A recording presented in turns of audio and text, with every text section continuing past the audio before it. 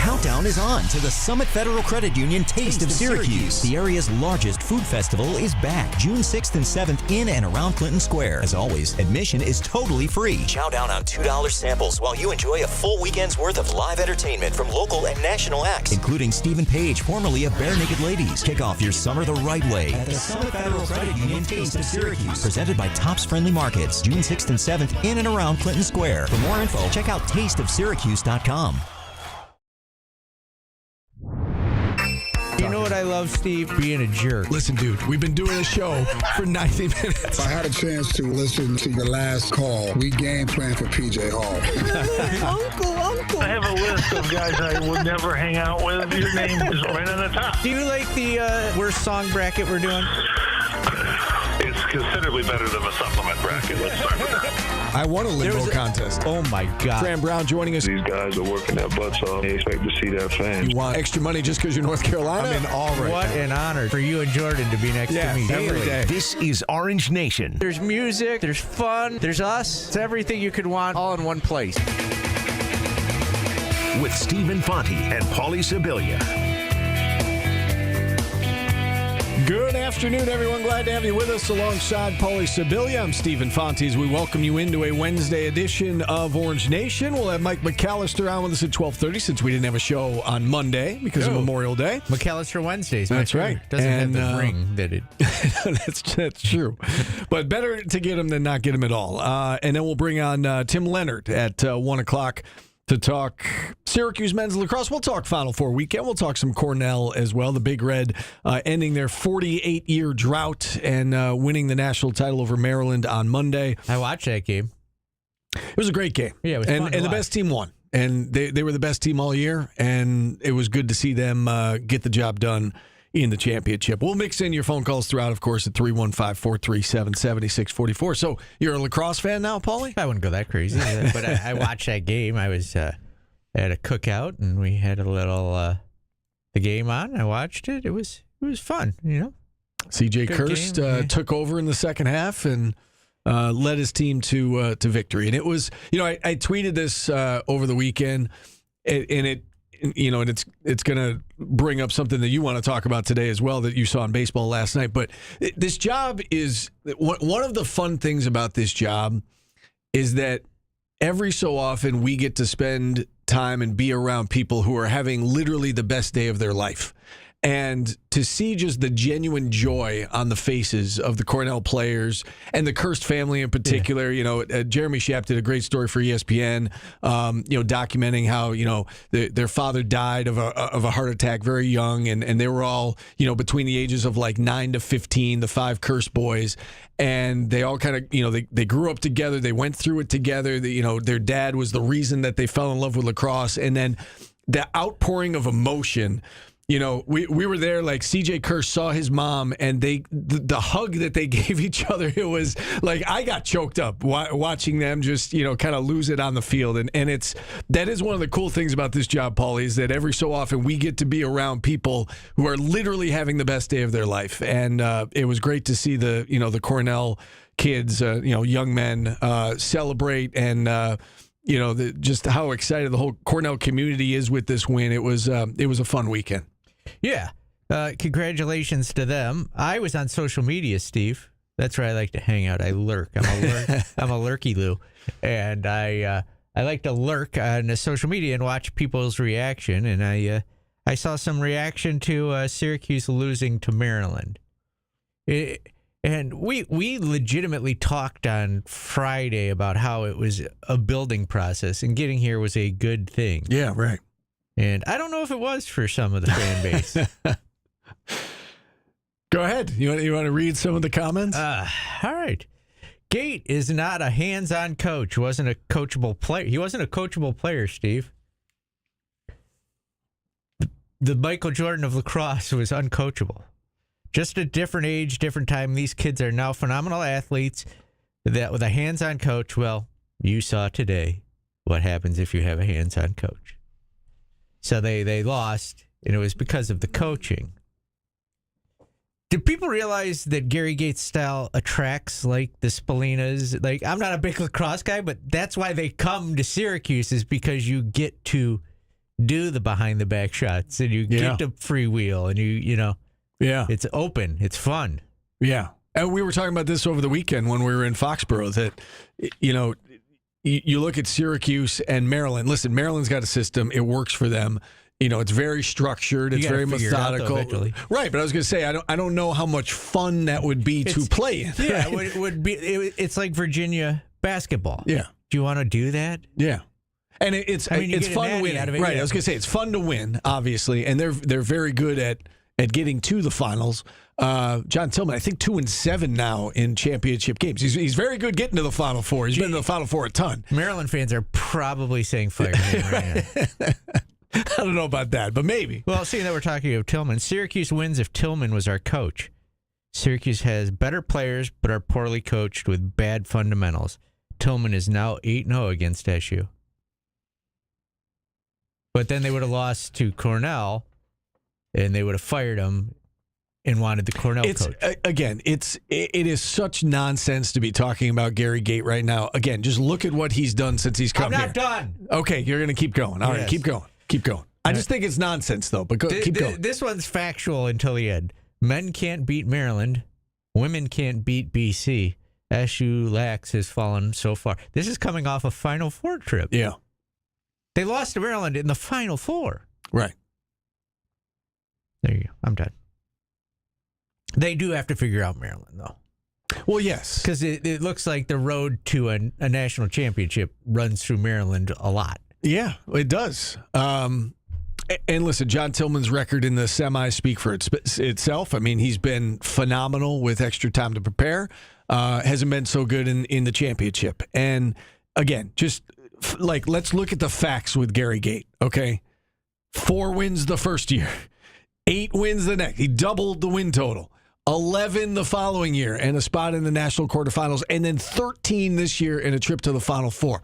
They have progressively gotten better. And again, when he took the job, he said at the time, it's going to take us about 4 years or so, right? I mean, that's what you would expect. That's why they give coaches 4 or 5 year contracts, because it doesn't happen overnight. And he has steadily built this thing back up to where it was. And they got to the Final Four and they came up short. And you know what? In hearing Gary Gait talk after the game, it's unfortunate that 8-0 run, because do I think Maryland was that much better than Syracuse? No. I think that things snowballed on them a little bit, and they were so concerned about, Maryland's going to shorten the game. We can't fall behind, against these guys. And then when they started to fall behind, they pressed, and they were like, okay, we got to make a play because now we're down by 2 or now we're down by 3. And it led to mistakes. It led to turnovers. They had 9 turnovers in the first 3 quarters. And Maryland doesn't shoot themselves in the foot, and Syracuse made some bad turnovers that ended up, going for goals at the other end. So, it's unfortunate that things snowballed, but I think they'll learn from this. And just like, Cornell and Maryland met in the national title game in 2022, and Cornell lost, and the freshmen that were on that team were seniors this time around, and they all talked this week about that experience had them ready to go, and that they have, for the last 3 years, have been dedicating themselves to, we're going to get back there and we're going to win it. And this time they were prepared, and they point back to losing that game in 2022 as to one of the reasons why they were prepared. So if Syracuse makes it back next year, they could draw upon what happened, and you hope that they're better able to handle the big moment and the biggest stage in the sport. You have to make plays because they're going to take the ball and sit on it. And I think that maybe was a little too much for our guys, that pressure of, okay, I got to go out and make a play, and we got to do this early. And it kind of what they did to us, we wanted to be able to do to them, build a bit of a lead, and then, kind of play with them. When you're playing catch up, you really can't do that, and it made it really difficult to come back. Well done, Paulie. That was the comment I was talking about. Yes. Props to Jordan. Props to Jordan. Thank you, Jordan. Yeah, so, I can only compare it to Virginia basketball. If you stay close to Virginia, you can beat, anybody can beat them. We saw a 16 seed can beat them if you stay close enough to them. But if you get too far behind them, you can't come back against that style of play. Right. And that's the same thing with Maryland lacrosse. Right. And I think you saw that in the first half. Syracuse kind of panicked a little bit. And or maybe a lot of it. And, Maryland built that lead, and the thing was over at halftime. They tried to make it interesting in the second half, but they were not going to be able to erase that deficit. And, Maryland's got a really good goalie, and they play their style to perfection. And then, what happened in the Cornell game? Cornell never trailed. They traded goals for a little bit for a while, but Cornell was there step for step the entire way. And then CJ Kirst just took over in the second half, and he was the difference. All right, one more thing we talked about was I read the social media, and some fans don't appreciate the progress that you described of the growth of the program. And here's Gary Gate on that. We're building our way back to where we need to be.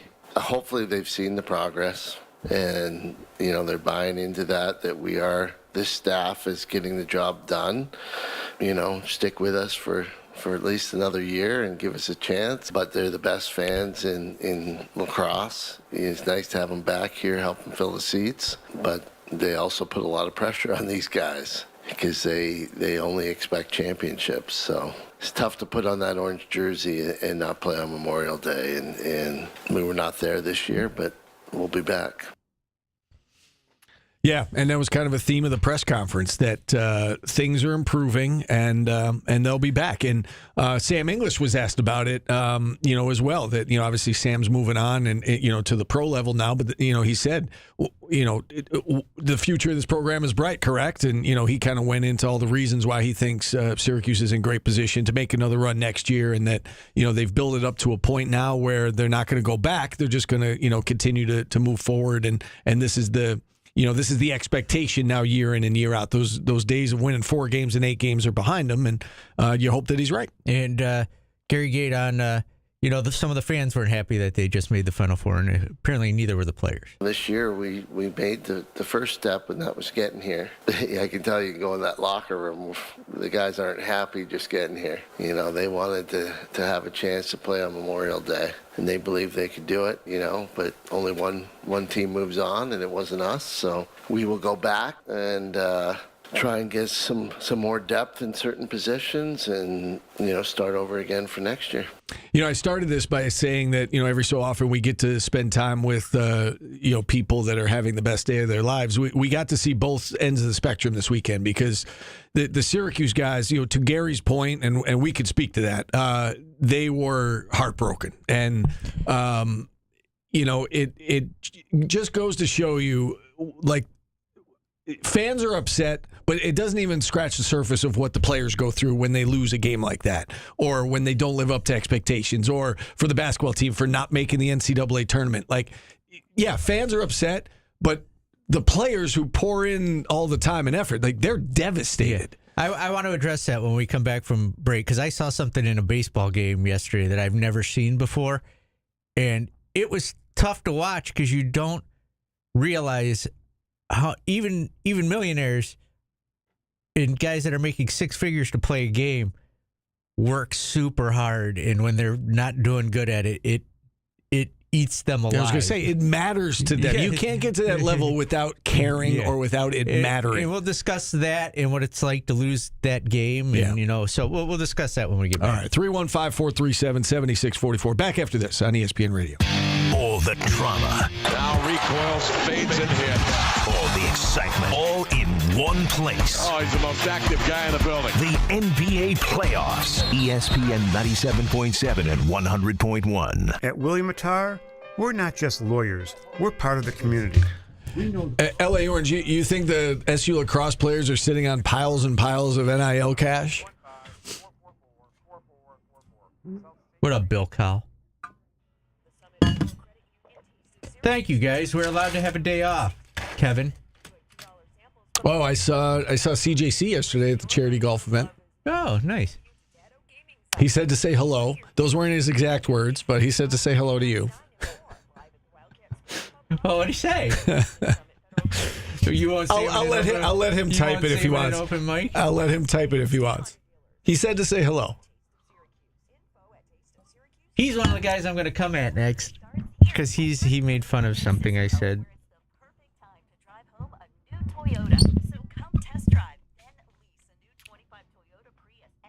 Yeah, LA Orange. I mean, it's fair. I still think. I still think the hoops guys care. You know, I mean, obviously, yes, they're well compensated, but that doesn't mean you can't still care. Yeah, we need the exact words, Steve. Here, I'll turn the mics down.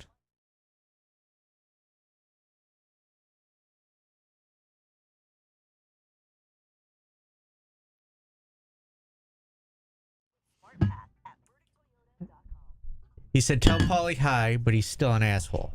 Something along those lines. All right. I take that as a... it's better at you than on you. Sorry. That was completely inappropriate, Steve. You didn't need to hear that.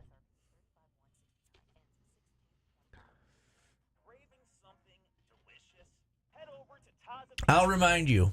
Hey, Gavendo. Save any lives lately? Batman?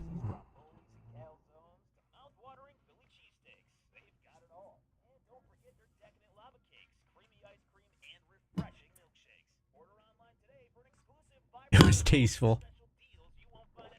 I'm a tasteful asshole, Steve.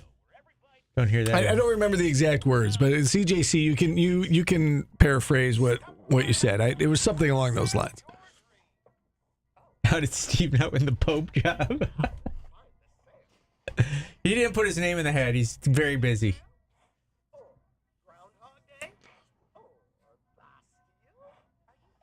We'll find a new reason to make fun of you, Gavendo.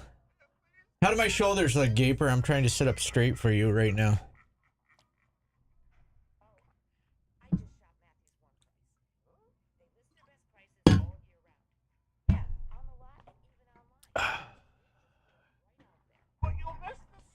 You should care what Gaper says. He's the judge of all life forms.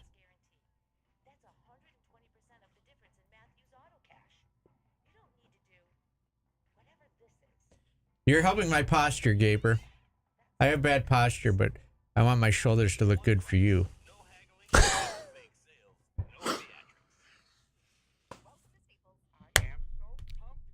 Who the hell's texting me during my show?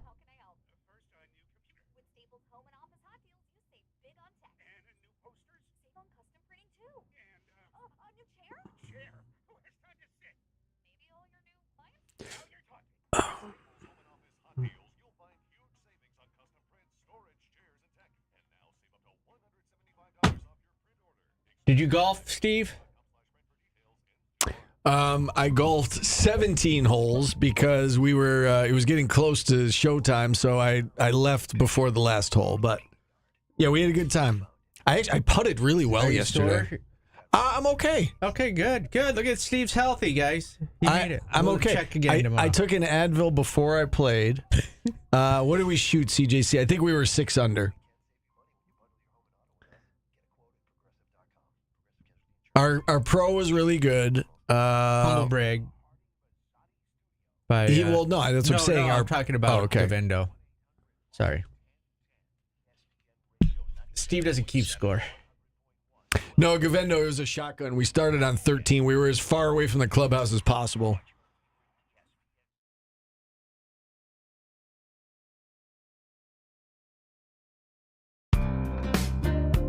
Welcome back to Orange Nation. Our artist of the day today, Steve, Crowded House.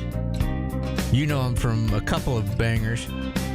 But I also realized about Crowded House is that two things. If I was in a bar and Crowded House was playing and I had no idea who they were, I would be like, all right, these guys are pretty good. Or if they opened for somebody, I'd be like, yeah, all right, I can deal with this. This isn't like terrible. It's like a backhanded compliment. Yeah, I don't know if that makes sense to people, but if these guys were playing and I was around, I'd be like, okay, yeah, I can. There's nothing offensive about these guys. I enjoy it. Oh, that's funny. All right, so you wanted to give us another example of what we were kind of talking about in that first segment about how much athletes care about what they do. And it reminded me because I told people during basketball season that Judah Mintz wore his heart on his sleeve a lot, and when they lost, he would cry. Like, it took a lot out of him. I was watching a Major League Baseball game last night, and the second base, I don't even know his name. The second baseman for the Marlins made 4 errors, and they took one away, but in 3. But at what point he had 4 errors in 4 innings, and he was like crying on the field because he was like costing his team. Yeah. They were up 6 runs, and it was 6-6 on the 4th error. And it was all his fault.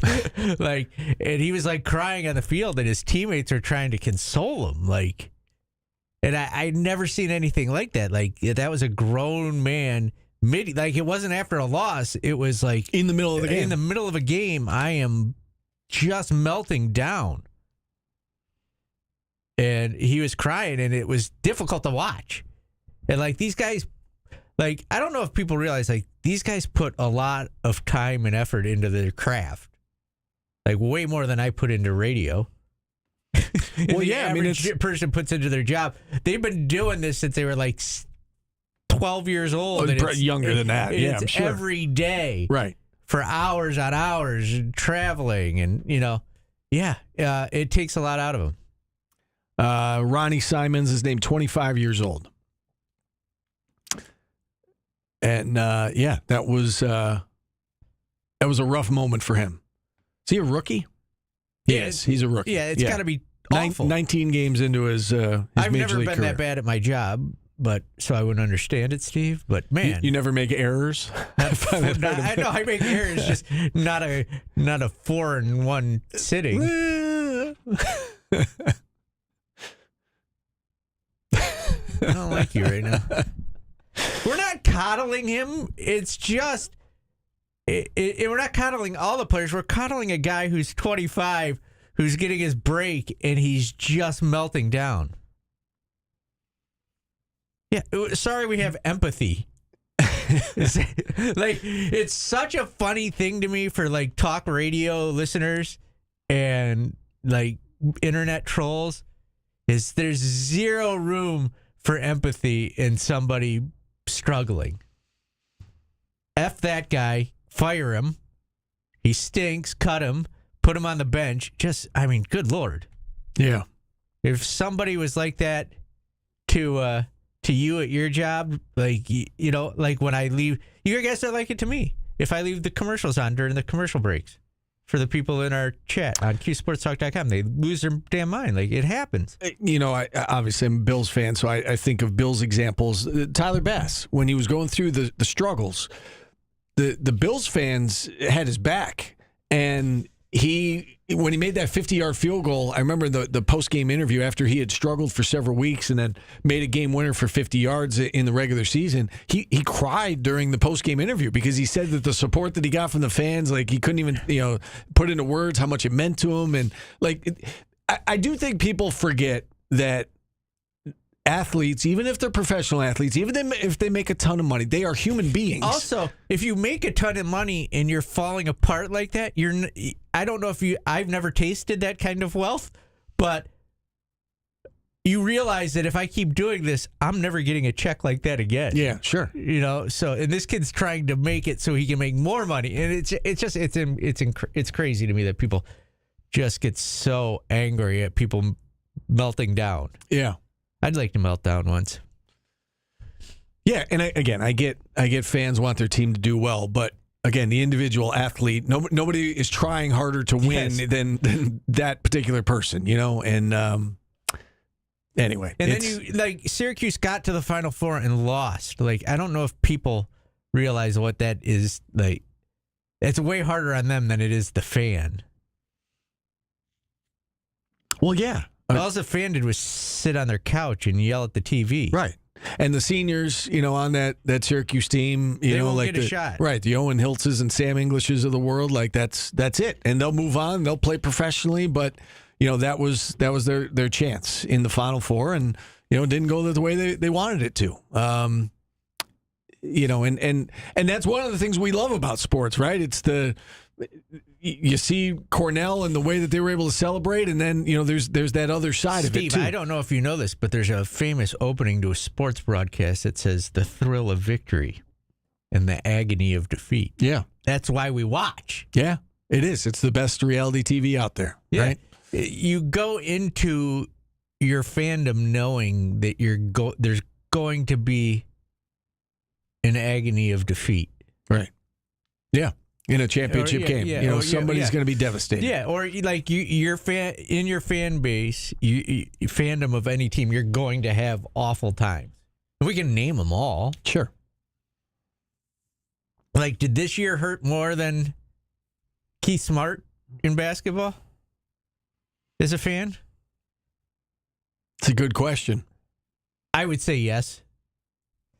But I don't know. Like, for me, this was way worse than losing in the Natty to... In the moment, I would say, well, no, I don't know if I believe... Yeah, no, I don't think it compares. But, like, everybody, like, nobody cries over a 14-win season, but, like, there's fans and players that will cry if you work that hard, get that far, and then lose in that situation. Right, and what I was going to say was, the further you get from it, like, people are going to forget about this past basketball season. Like, 10 years from now, nobody's going to talk about this basketball season. But we're still talking about Keith Smart. Yes. Right? So, I think long term... I think Eddie Lampkin will live in the lures of Syracuse fandom forever. Oh, yeah, he will.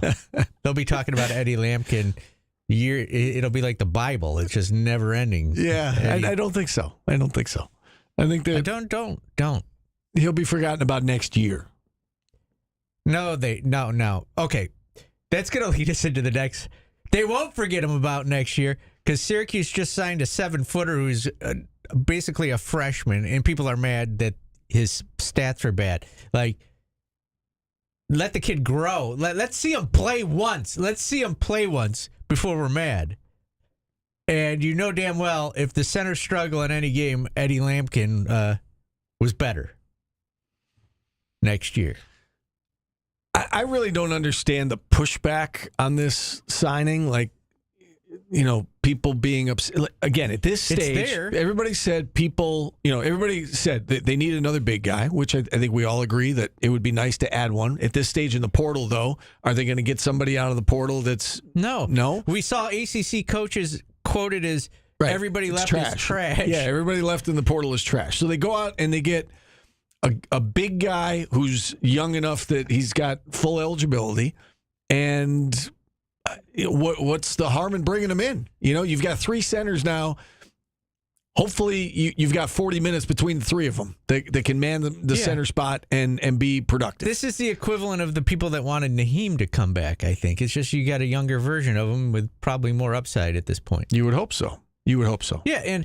The other thing I don't think Naheem really helps you. Yeah, I don't know if this kid's going to help either. Right, but you've got depth now, and I think they want the centers to be athletic and get up and down the court like Baikeda and like players like that, and they want to run, and they couldn't do it last year because the center was either hurt for a while, out of shape for a while, or just isn't built to get up and down the court, and they went away from that. Yeah.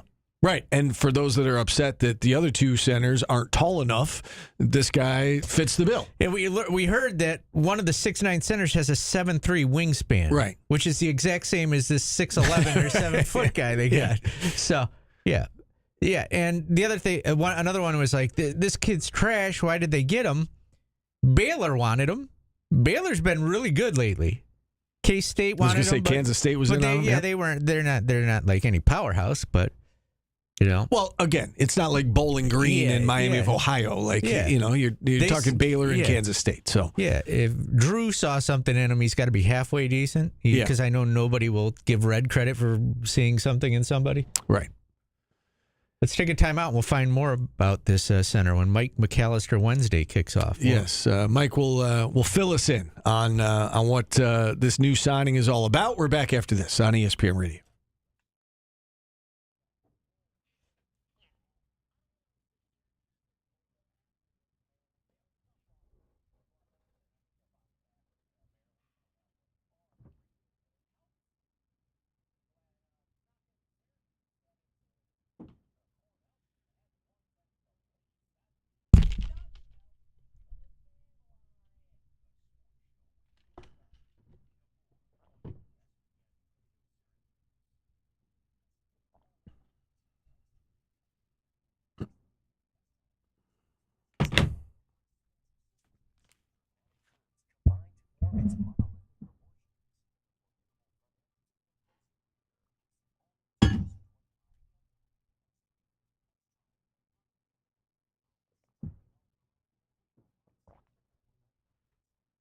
Yeah, that's another thing Sport Boy people don't realize is you got to fill your roster now. It's not, like, I don't know if they would have gotten this kid if they didn't have to give another scholarship away.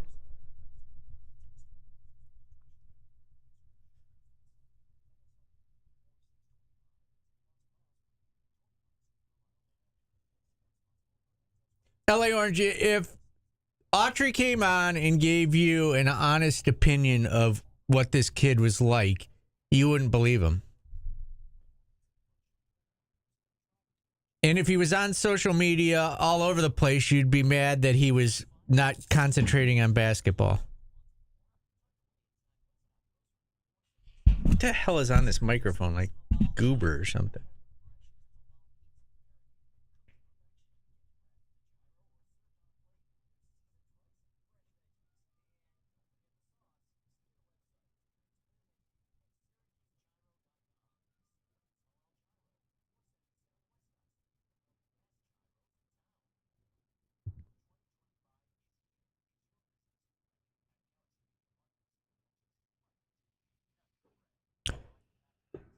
Goober.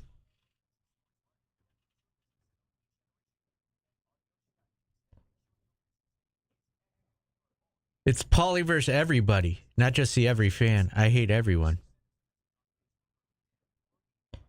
What is the conflict? Like, there is no conflict. Having empathy for a kid who cried on the baseball field yesterday. I love everybody. And I hate them all. It's a weird dynamic. I appreciate everything you guys do for watching and listening, but I also hate you. So it's how it is. I don't know if that makes sense. Like my tape breakdown of Crowded House.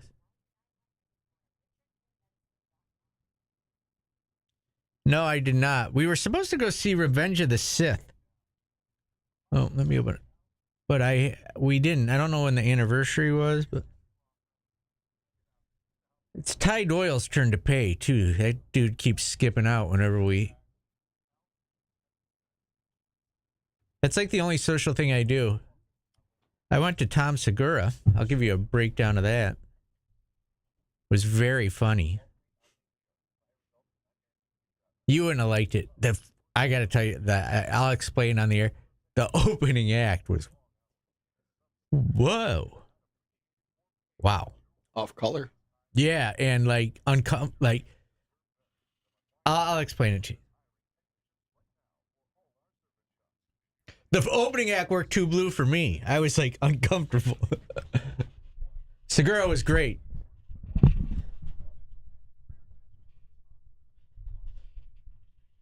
And I don't know if that's because I was a fanboy, but oh my God, I was dying. I sat next to a listener. We didn't talk. He said hi to me. He thanked me for the tickets. My buddy is so old that his knees hurt in the seat that he had to get up and go stand in the back. I'm with my buddy Brian.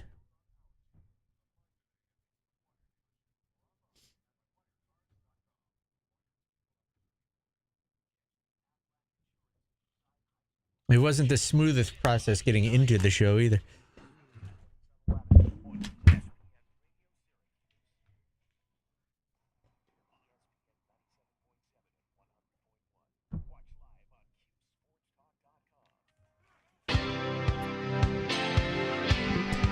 You know how there's the most interesting man in the world, Steve? Yeah. This is the most uninteresting band in the world. They're just here. Crowded House. Never Be the Same. Taking shots at Crowded House today. No! They're just a band. Like, listen, it's just, hey. I wouldn't turn it on. I wouldn't turn it off. It's Crowded House. All right, let's go to our guest line. As promised, not Monday, but it is our Monday on the radio show. I love when Mike posts new commits to Syracuse basketball. Like when Syracuse football gets commits, everybody's drooling and, Yeah. Eggplant emoji. I know that's inappropriate, but they get super excited. He has to explain every why on earth is this kid coming to play basketball here? Yeah. And then I get into it with people too. Mike McAllister's joining us now. Mike, do you find that that at every football commit, it's like, yeah, Fran, here we go, and every basketball commit, you've got to do some explaining?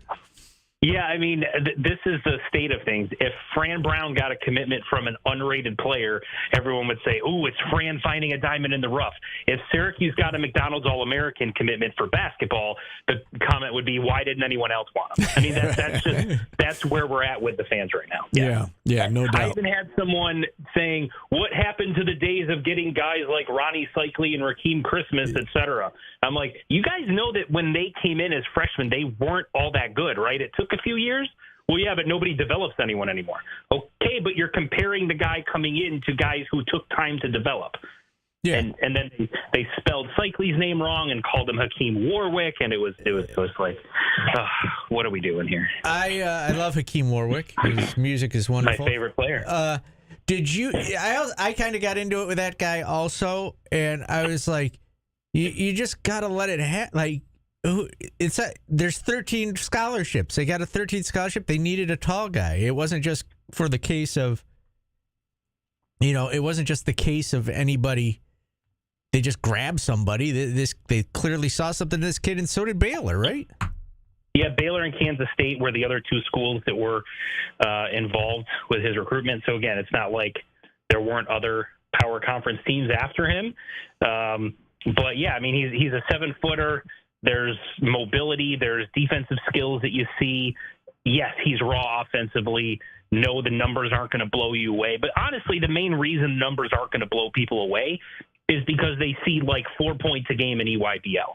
And they don't see 24 points a game or something like that.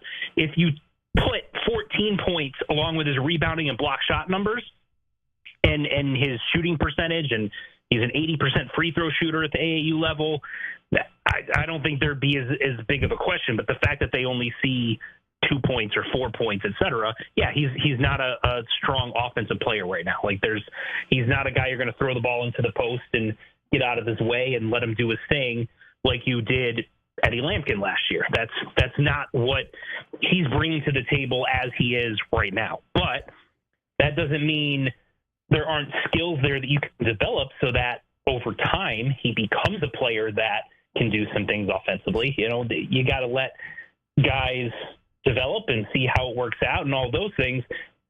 When Syracuse got Petar Mastorovich last offseason, I didn't think there was any chance he was going to play. And he played quite a bit.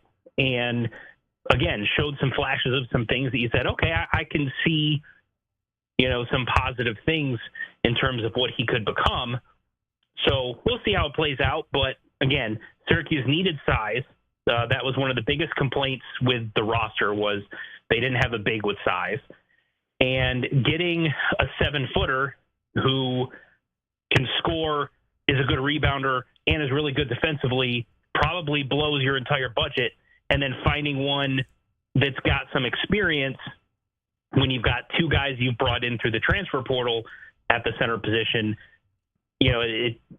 it's not as easy to do as just snapping your fingers and making it happen. So they used their scouting abilities, used their evaluation skills, and found someone they think can help them not only this year but into the future. Mike, there's not a lot of tape on the center position for Syracuse going into this year. Is there? Right. You mentioned that there's not an Eddie this kid isn't Eddie Lampkin. They're not going to throw the ball into him. Is there a player on this roster that plays the center that you think could be that guy, or do you think Syracuse is going away from that completely?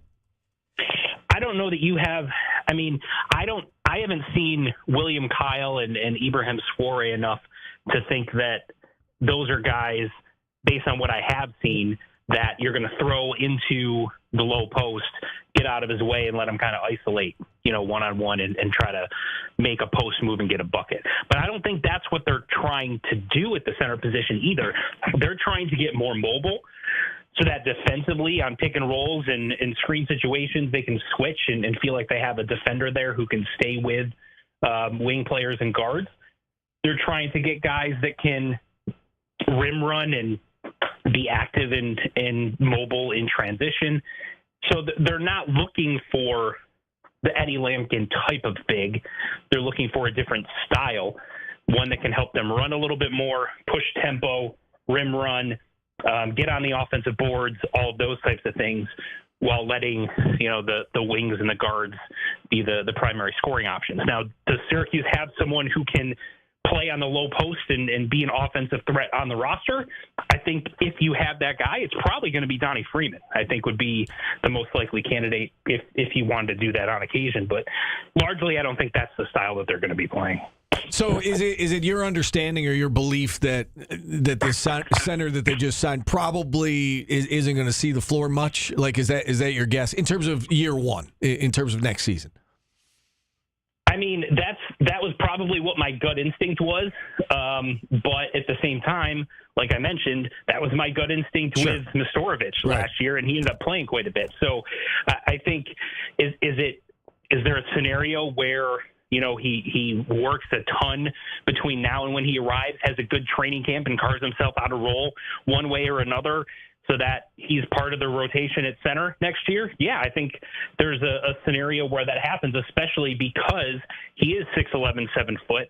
The other two centers they have on the roster are 6'9", and even though they do have a guy like Donnie Freeman who's around 6'10" or so, having a guy at center like Diawara coming in, if he can show during training camp that he's ready to do some things from a defensive standpoint, from a shot blocking, rim protection standpoint, I can absolutely see himself carving out some minutes and seeing the floor this year. You put a positive spin on that, Mike, and I want to ask you the negative side of it. Is it a case also if we see him playing next year like we saw Petar Nestorovic? Like, I think of that as the reason Petar was playing is because they were, not getting production from other players. Do you think that might be the case also?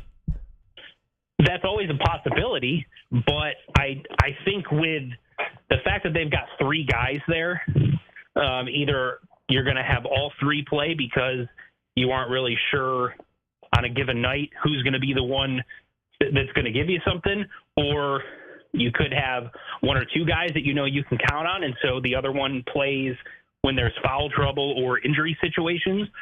Or you could get to training camp and say, wow, we got three capable bigs that we think can all play, so we're going to try to keep them all rested and give them all some time, some sort of breakdown minutes-wise, like 25, 10, and 5, or, something like that. All three of those scenarios are possible. If I had to pick the most likely is that Diawara is probably fighting with Ibrahim Souare who's backing up William Kyle and trying to fight for those minutes. You think they're done now, Mike? Is this the roster? My guess is probably, but I wouldn't rule out the possibility of them going into the international market and trying to find, maybe another wing or a combo forward or something like that, or whatever position they find someone they think is good enough that could help them at some point. With the house settlement that we're still kind of waiting on to become official, they would technically have two more scholarships to play with. So in my opinion, why not use them, right? If you got them and you can find someone that you think is good enough to be on your roster. Finding a transfer at this point is probably unrealistic, but could you find someone in the junior college ranks, in the international market? Those are possibilities that, even if I think this is probably what the roster is going to be, I wouldn't close the door to those possibilities. All right, what about football? I know you said that Syracuse has some high-profile recruits set to come on campus. What can you tell us about them? Yeah, so this coming weekend is the start of official visit season. So Syracuse is going to have a bunch of players on campus, at least that are currently scheduled to be on campus. They've got James Johnson, who is a defensive lineman that goes to Northwestern High School in Florida. He is a top 100 national overall recruit, 4-star player. Andre Clark, a 4-star corner, top 150 overall recruit from Virginia. Their 4-star wide receiver commit, Amari Goff, is going to be on campus. Amari Goff. They've got other highly thought of guys like cornerback Hakeem Satterwhite, running back Jamal Rule, who's supposed to visit Wisconsin this weekend, but is visiting Syracuse instead. They've got some commits that'll be on campus. And you always open up the possibility that there could be some surprise visitors. One name that I'm keeping an eye on is Calvin Russell, who's a 5-star wide receiver who also goes to Northwestern High in Florida. So the fact that one of his teammates is coming up this weekend, I'm not saying that means he's going to visit or there's a strong possibility that he's going to visit, but it's at least something I'm keeping an eye on. And then there's a big name that kind of started getting some buzz around him recently because he released top 7. Syracuse is included in it, and he's a local kid. His name is Messiah Hampton. He's a 4-star wide receiver. He's from the Rochester area. He's a top 200 overall recruit, the number 1 player in New York. And almost all of the bigwigs want him. Ohio State wants him. Oregon wants him. He's already taken an official visit to Penn State. He is visiting Miami this weekend, and then visits Syracuse, not this coming weekend, but the weekend after, and then is going into decision-making mode with a commitment date set for June 13th. All right. So a lot to keep our eye on there. Mike, as always, we appreciate you coming on. Thanks so much for the time, and enjoy the rest of your week. Thanks, guys. Just remember, every player Syracuse gets is the best of all time. Don't let anyone tell you otherwise. Also, stay strong on that internet. It's a dangerous place. I'll try. If we can get Hakeem Warwick's name spelled right, I'll be happy. Yes, that would be a step in the right direction. All right, Mike McAllister, everybody. We'll take a timeout. We'll wrap up hour number 1. Tim Leonard will join us at the top of hour number 2. Hakeem Warwick was our second choice. Yep. They wanted Julius Hodge. Right, went to NC State, opened up the scholarship. And Rakeem Christmas was a McDonald's All-American. He was, yep. But he took a little while. Ronnie Cycli was a project of all projects. He couldn't catch the ball. People hated him his freshman year. Yes. They booed Fab Mello his freshman. Fans booed Fab Mello his freshman year. Yeah. I don't know if you remember that. Yeah. They don't want. You just got to come in and be Shaq immediately. Yeah. It's not easy, especially for big guys. All right, we'll take a time out. Jesse Edwards progressed. He did. Baby Giraffe. Yeah, that's to start. Right. Yeah, we used to call him the Baby Giraffe. And by the time he left, he was not a full-grown giraffe. He was no longer a baby giraffe. All right, we'll take a time out here. We're back after this on ESPN Radio.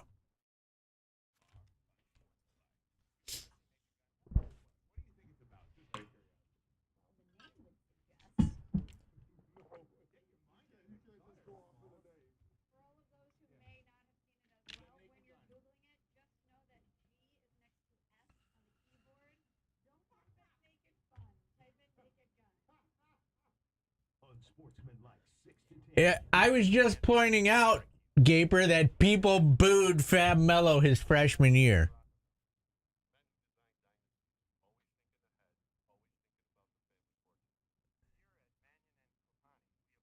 I didn't boo Fab Mello.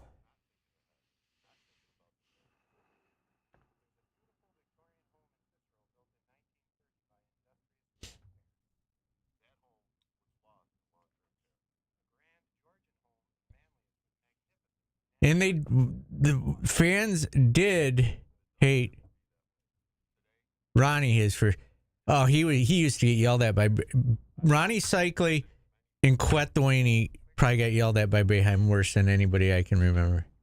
Who's the first one you said? Cycli and Duaney. I get booed all the time.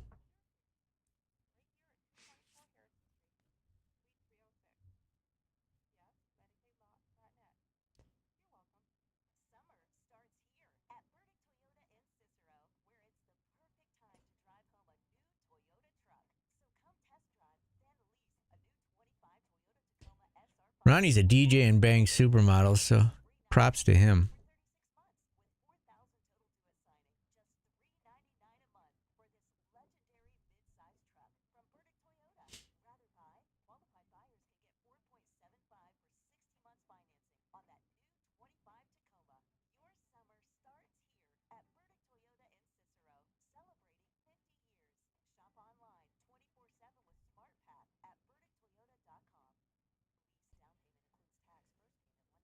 Steve was also a DJ who hooks up with supermodels. I won't say the B word when talking about Steve. He's retired and married. Kim's now. a supermodel in my mind. He's retired and married now, though. Those days are over for him. After Elle McPherson and he broke up, it was all over. Time to retire. Kathy Ireland, he broke her heart too. Trying to think of supermodels from our era. Naomi Campbell. Steve crushed her heart, stomped on it right in front of her. And now he's outkicked his coverage. This is true.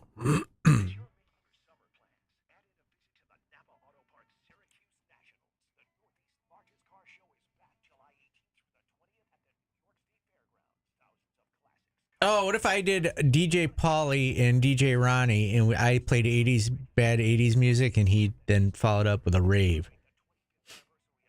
We had a party. We call it Short and Tall Dance Party.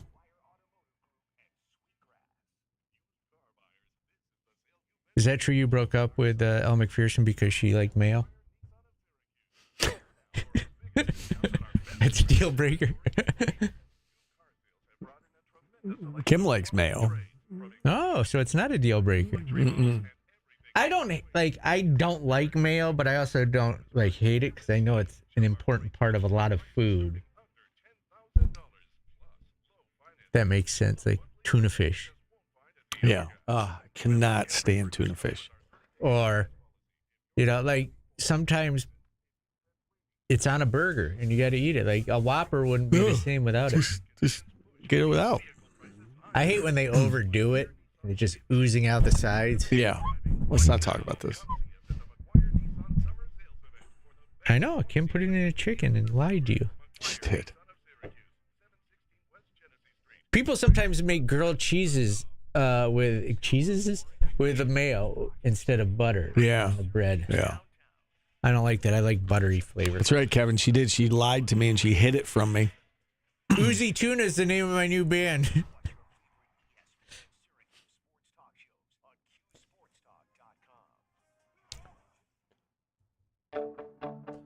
All right, this isn't Crowded House, Steve. It's the Split Ends, and Jordan put this in my world.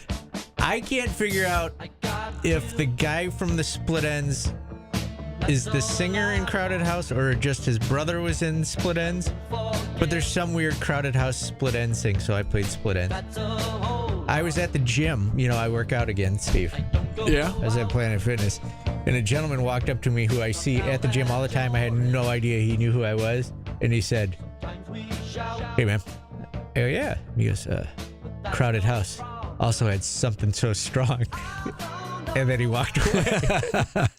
And I was like, "Thanks." But he didn't say hi or anything. He was just like, Crowded House had something so strong also. And I was like, "Hey, you're right. They did have another song." Yeah.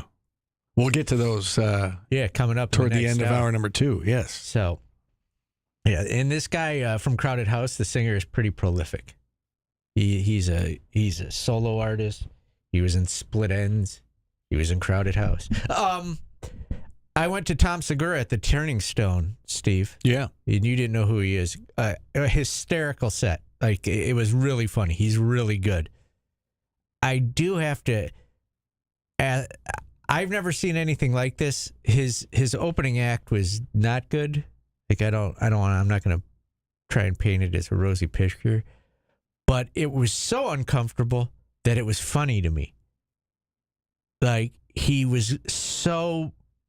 worked so dirty that I don't know if he was working this dirty because he was bombing and he was just trying to, if he was doing this, I give him super respect because he was bombing and he was so dirty that it made it really uncomfortable.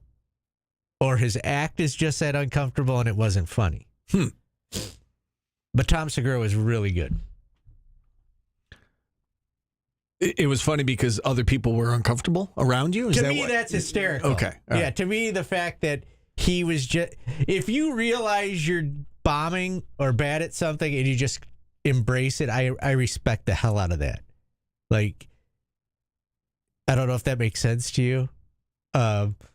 Not like William Hung and them who are just bad and... are out there trying to be popular. But if it's your job and you're sucking and you embrace it, that's props to you. unlike when you cry on the field, which I also embrace. You just like when people are uncomfortable. Yeah. Yeah. Yeah. I do. I kind of like awkward uncomfortableness. I like to do that on this show. I know. I was just going to say that. Yes. I like to say things like eggplant emoji when people talk about a football recruit. Yeah. Uncomfortable. Awkward. Yeah. That's you. Yeah, that's funny to me. You want to tell us about Taste of Syracuse coming up? Yeah. I had something else I wanted to hit on in this segment, and I forgot what the hell it was. The Taste of Syracuse, the Summit Federal Credit Union Taste of Syracuse coming up this weekend, Steve. Next weekend. Presented by Tops Friendly Markets. We'll be there Friday. Brian will be there Saturday. It'll be a lot of fun. Baja Cali Taco Truck. Smoky Bones. And Over the Cuse Deli and Grill will be there. Summit Federal Credit Union and Tops will be fundraising money for David's Refuge and Ronald McDonald House Charities of COI. I just looked and noticed that I've been reading this the whole time, and I never noticed that it was spelled Ronald. They misspelled Ronald on it. Ronald McDonald House. And go to tasteofsyracuse.com for more information. And the dude from Stephen Page from Bare Naked Ladies. Bare Naked Ladies, friend of Bridge Saturday Street. night. Yes. Apparently there's a big 80s cover band going to be there, and everybody's telling me I should check it out. Okay, that's right up your alley. All right, we have survived the first hour. We're going to bring in Tim Leonard. What else did I want to talk to you about? What did you want to talk about? I don't know. I don't know what it was. Something else happened to me this weekend, and I don't know what it was. But I'll remember. You've got an hour to figure it out. All right. We'll let you sit with your thoughts. I saw a quote the other day. How does your brain know that you forgot something but can't remember what you forgot? It's deep. What's the answer? Steve, if I had the answer, it wouldn't be deep. I knew it at one point, but I forgot. All right, we'll take a time out here. Tim Leonard joins us next on ESPN Radio.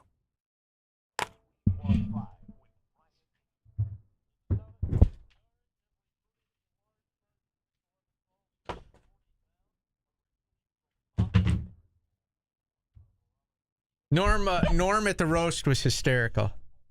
Norm at the ESPYs was hysterical.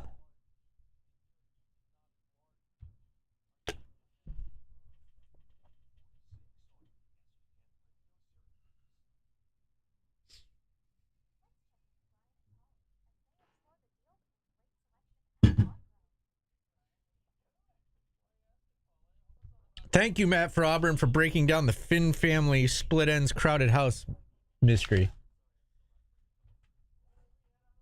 Norm doing everything his best. Norm's 15-minute joke on serial killers. Oh my God. That's one of the funniest things I've ever seen.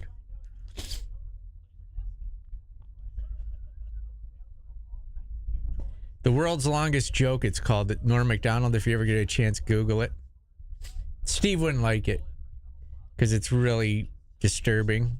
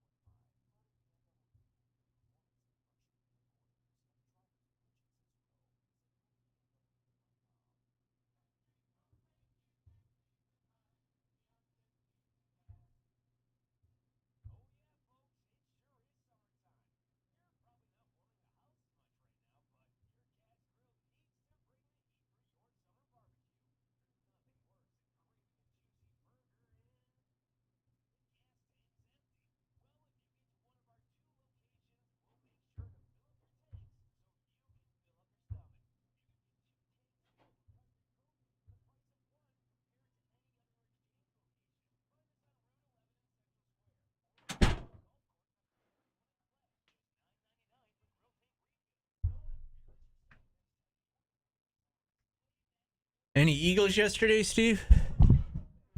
No. No, we had no bogeys, 6 birdies. Captain and crew. Oh, yeah, the deeply... Sorry, I'm talking to... The deeply closeted gay man joke is also funny. His moth joke is hysterical also. CJC, who else did you play with? Who was your pro? Did you guys have a pro? I assume you did.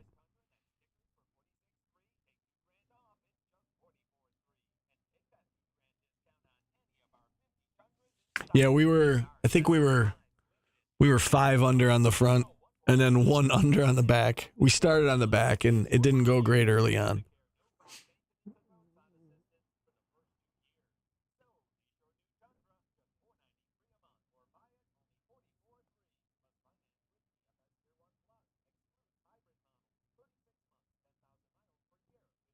Gotcha. We had the pro from Onondaga. Really nice guy. I'd never met him before. Golf? What a trash pile. It was a charity event that Channel 9 was sponsoring, and they asked me to be there. I have clubs. I used to golf a lot in high school, but I haven't really. I went out and got clubs a couple years ago, and I haven't used them. I'm not horrible. I just don't have. I can't hit the ball far. Robert Larson.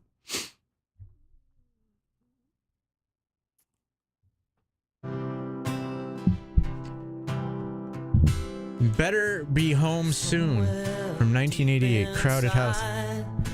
Again, just a song that's average and okay. You really don't like these guys. Steve, do you listen? You sound like one of our listeners right now. No, you're just like, I could take it or leave it. Yeah, that doesn't mean I don't like them. It means I'm okay with them. Don't put words in my mouth. You know how I feel about the word fine. Like, fine means subpar, average. Like, I feel like you're saying Crowded House is fine. They're subpar. So if you said, how you doing today? And I said, fine, you'd be like, so you're having a subpar day? Yeah. Would I need to say stupendous? Good? No, good. I'm good. Good sounds worse than fine. No, what are you talking about? Well, that doesn't make any sense. Fine is the answer for how is your day going? I'm fine. Like that sounds like something's wrong. You're fine? Why are you just fine? Why aren't you good? If you're fine, you're fine. I'm not bad. How many times are you actually fine when you say that you're fine? I'm never fine, Steve. I'm a mess. Right, that's what I'm saying. But yes, but I'm also a mess if I say good, great, or anything else also. All right. Okay. So, like, how was so I made you your favorite dinner and I gave it to you and I said, oh, so how is it, Paul? And you're like, it's fine. How's that gonna make me feel? That feels subpar, right? It's like, no, it's fine. It's okay. Right. I want it to be good. Well, then make it better. And it'll be great. Yeah, up your cooking game. If it was my favorite dinner, it'd probably be great. Like if I said, I'm about to go on air, Paulie, I got to do a live hit. How do I look? And you're like, yeah, you look fine. Like, I would be like, what's wrong? Do I have a wrinkle? Like my hair out of place? No, like, you look fine for going on TV is different than you look fine for going out in public. Like, you look fine. Because you're super self-conscious. That's why you think fine is not good. I can't be the only one who thinks this. Let's go to Tim Leonard. How are you doing today? I am better than fine. Good. Great. Good. See, that's what I like to hear. That puts a smile on my face. I totally agree with you on this, Steve. Thank you. This is a very you guys argument. But yeah, no one ever says they're fine if that means they're actually fine. I know it may be the answer, but like, what if you are just fine? Right. Then I'll say like what's wrong? Yeah. No, you don't. You say fine, so people don't. You don't want to burden people with your problems. So you could say good then, because then I really wouldn't burden you. But if you say, yeah, I'm fine, like I would worry about you, Paulie. Be like, what's wrong? I guess some of it is in your delivery. If you had to put this lacrosse season into perspective, was it fine, good, great? Where would you put it? Better. It's better than. How are you doing? It's better than. How fine. are you doing? The lacrosse season was better than fine. I'm glad we're starting with this because I guess it was expected that the fan base would treat the loss this way. And I know that the Syracuse fan base has high expectations, as they should. But, yeah, I mean, if you make it to the Final Four, as we said at the start of the season, I think this season was a success knowing that. Obviously, the way that the game went and losing to Maryland in the same fashion that they've lost to Maryland now 8 straight times makes it sting a little bit more, and it certainly makes you go back to the drawing board a little bit about, all right, how can we figure these guys out if we get another crack at them in a big postseason game next year, which could very well happen again. But it's also, Maryland does this to everyone, and seeing some of the chatter online, and maybe I need to just stop reading articles and such after the game, because it's as if people don't realize how good of a coaching staff Syracuse has as well. And obviously Gary Gait is a different thinker and a different coach than John Tillman, but everyone gets out coached a time or two by John Tillman, especially on that stage when he has a week to prepare.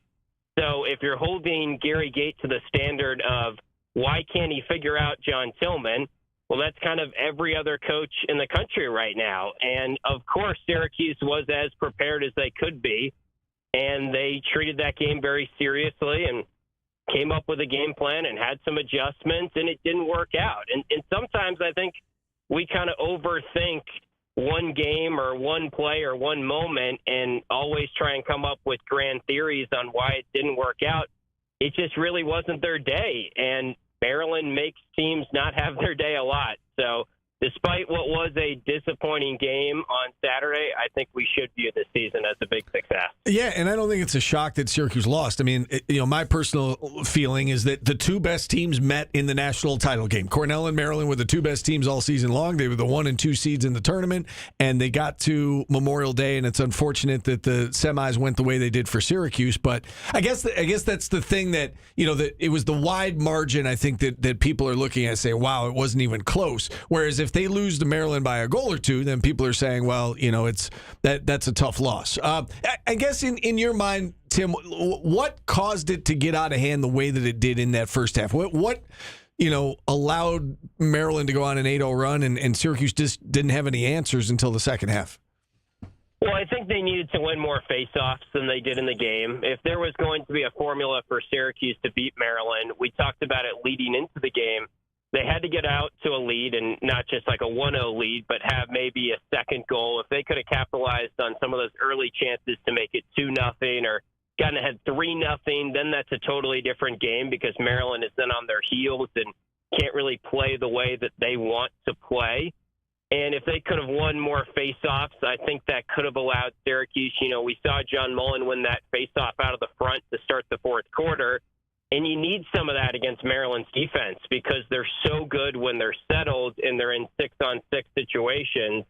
And obviously Syracuse did make some mistakes, and it was the first time that those guys were on that stage, really, minus Sam English, I guess. And obviously Michael Grace has played in a D3 Final Four and won a couple of D3 national championships. So they do have some veteran guys that have played in big games, but that is the biggest stage in lacrosse. Maryland has a lot of guys that have been on that stage before. And, I agree with you, Steve. There's a reason why Maryland was favored in the game. The other thing is, going into the game, I thought Syracuse was either going to win a close, maybe 14-13, 13-12 type of game, or Maryland was going to win just like that. And it really did come down to how did the game start was probably going to shape the rest of the game. And Maryland got the start that they needed, and Syracuse was put on their heels. So even though, the margin looks bad and everything like that, and they played Maryland closer in the past, you kind of figured if it wasn't going to be a win for Syracuse, it probably was going to be Maryland doing a very Maryland-like win on that stage again, and I think that's just kind of what happened. All right, where does Syracuse go from here? In terms of, they do lose a couple of key guys, but, Owen Hiltz, Sam English, they lose a couple guys on defense, but the core could be there if everybody decides to come back, and who knows with the transfer portal. But where do you see this team going from here, and how good do you think they'll be next year?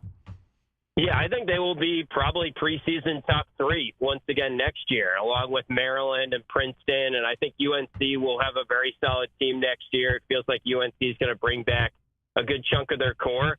I think Syracuse could be the preseason number 1 team in the ACC going into next year, considering they're the only ACC team that made it to the Final Four, and Notre Dame does lose their entire starting attack line. So I think Syracuse brings back just about as much as anyone in the country. Joey Spallina goes into next year, and he is probably the front runner or maybe the favorite for the Tewaaraton, and not the type of favorite that C.J. Kirst was, or that we learned C.J. Kirst was after 2 to 3 weeks into the season. But I would think Joey is definitely on the short list, definitely going to be one of the 5 that is going to be a part of the ceremony and the awards presentation. He just missed out on that list this year, and everyone that is there is out of eligibility. So to me, he's one of the best players in the country coming back. I think it is 2 huge losses on offense with Owen Hilt, and Sam English gives you something on defense as well. And on the wings, he was such a great all-around player. But they are returning an All-American in net and an All-American face-off guy, John Mullen, who's going to be a junior and going to be one of the best face-off guys in the country again.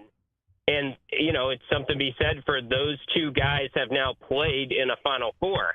And I thought Jimmy McCool held his own, really. I mean, Logan McNaney was tremendous as expected, and it's hard to play as good as McNaney, but McCool was really very solid in that first half and kept Syracuse in the game maybe more than they would have been if it was a different goalie. So, you know, you lose Carter Rice as your top short stick defensive midfielder. I think that is a huge loss and a guy that was underrated. You lose your third close defender in Michael Grace, who is, again, probably underrated, if anything. But I think you can fill those spots. Hopefully you add some guys to the portal at those positions maybe. Maybe you try and get a second face-off guy so that when John Mullen does get kind of caught up in some violations, that seems to be sort of his only problem as the face-off guy is sometimes he jumps early. You might have a better second option. That might be a tougher position to find in the portal because there's not many great face-off guys that want to come in and be a backup for a couple years. But I think they will be active in the portal, and the encouraging thing is all these guys have now been on that stage and should be ready to play better on that stage if they do make it back to championship weekend next year. You know, Tim, you mentioned all the guys who are eligible to come back. With the transfer portal, you never quite know. Are there any guys that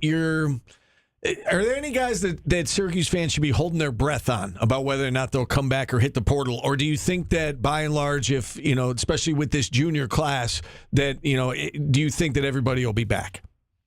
I think they'll be back. I think the culture around the team was so strong this year, and these guys have been committed from, you know, when they stepped on campus as freshmen. They've really checked every box, that 2022 recruiting class. So I'm pretty confident. I mean, obviously stuff could happen, and we'll see how it unfolds. Syracuse has already had 4 or 5 players enter the portal, but those are all guys that weren't seeing playing time this year and are looking to probably go to a smaller school. So that's to be expected. I think overall I would be surprised if any of the core guys or any of your top 6 on offense aren't back next year. And, you know, I don't know anything more than just probably what you guys know or what the average fan knows, but it seems like that group really likes each other. They're very bought in on getting Syracuse a national championship, and they've checked every box to this point, so there's no reason to kind of stray away from that going into your senior year. You know, since we got you, you know, I do want to just get your thoughts on the title game and Cornell. And again, it's a local team that, you know, they were number 1 for the last 8 weeks or so of the season. They were the best team all season long. They finally, you know, after so many close calls, they finally got the job done on Memorial Day. Just your thoughts on that game and your thoughts on what Cornell was able to do this year.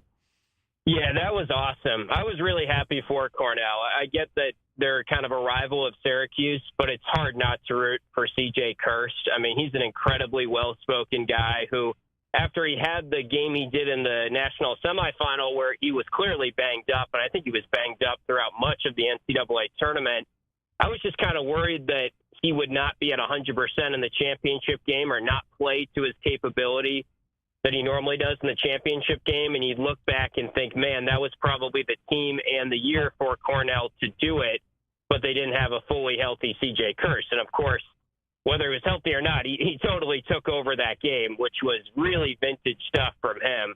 And, hearing his chat afterwards with Dana Boyle, hearing Connor Busick, who was tearing up, that the Cornell brotherhood is strong, and that meant a ton for those guys. And it's cool for me. I feel like C.J. Kirst, hearing him speak, is kind of the same thoughts I had when I was chatting with Cole Kirst, his brother, when he was here for just 1 year with Syracuse.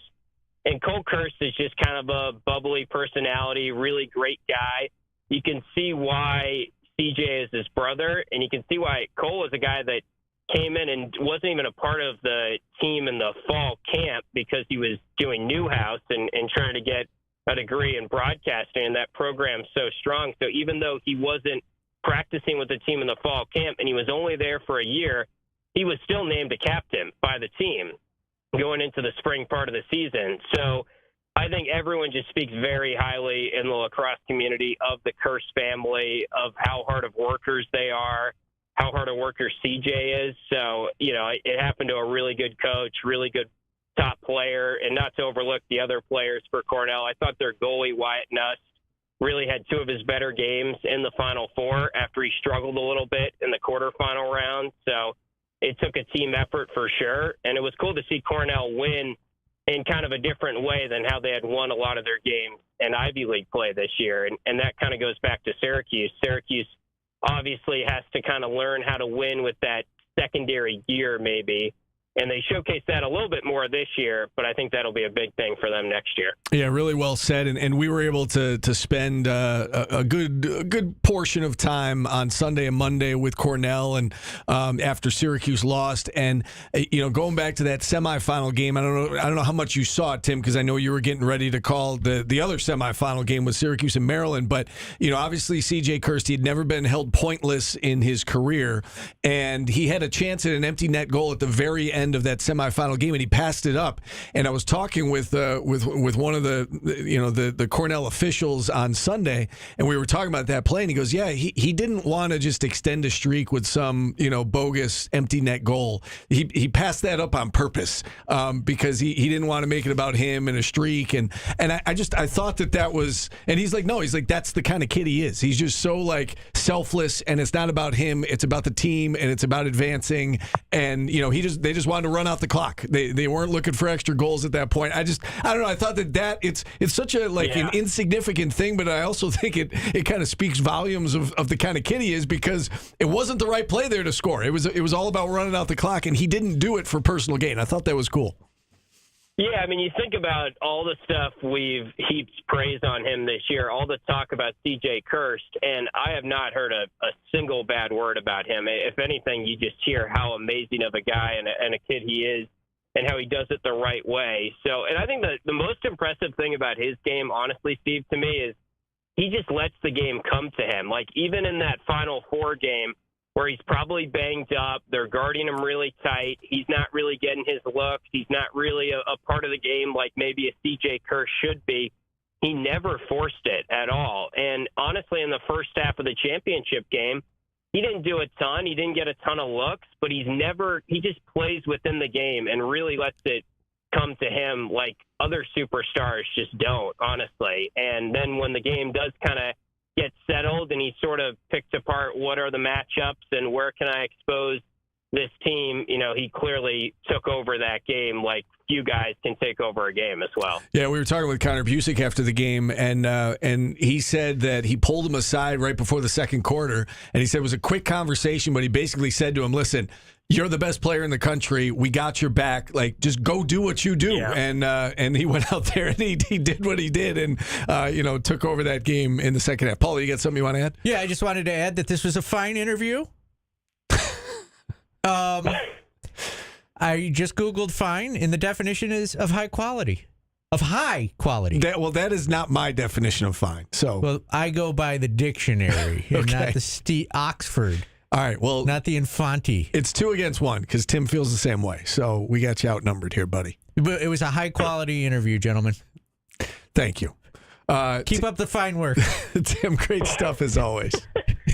Thanks, guys. All right. Talk to you soon. Fine broadcast this weekend.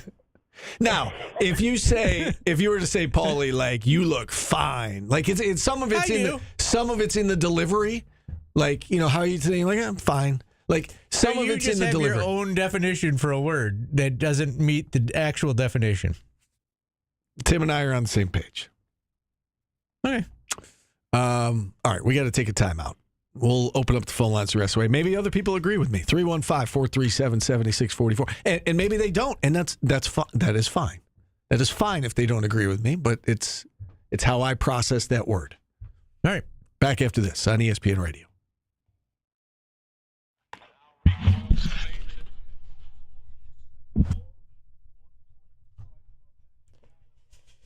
I'll talk to Tim about my mic, the other Tim.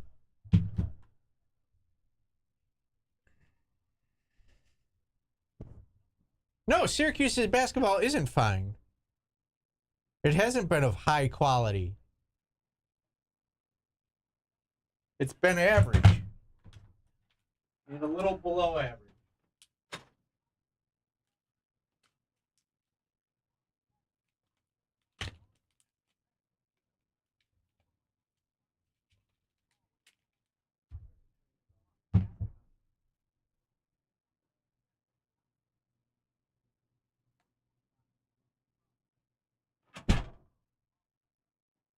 I get in trouble if I switch mic 1 and 4 and see if it helps? Why would you get in trouble? Does mic 4 even work? Try it out.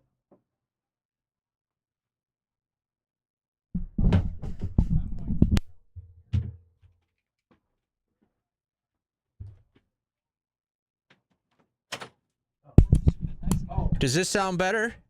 Does this sound fine? Hello, hello? Is this better? Or do I still sound far away? Because if it's not the mic, it's the processing. Does this sound better?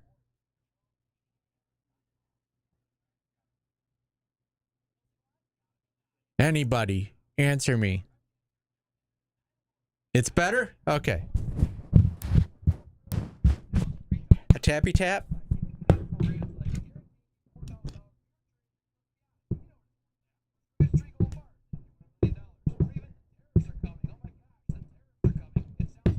You guys don't know. I guarantee you the like engineer spider senses are going off right now like you would not believe. He's losing his goddamn mind somewhere. What the hell's happening in that studio? He's probably watching. He's probably got secret video.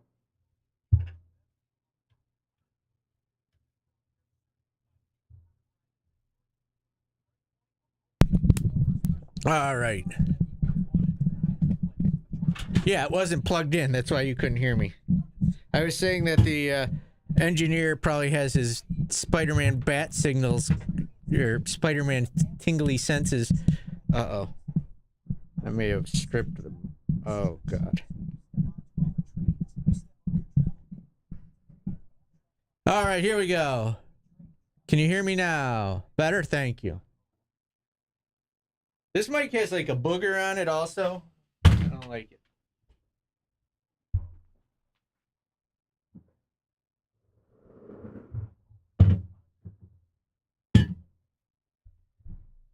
Tim Backer is losing his effing mind right now.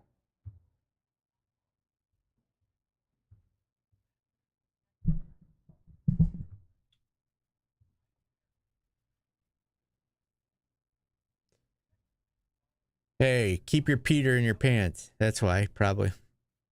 So that's better? All right, thank you.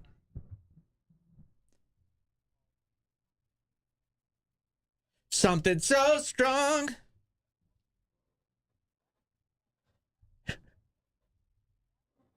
It's your pet booger? Did you know Brian had a pet booger? Is this not funny to you, Steve, because it's gross? Is this not fine?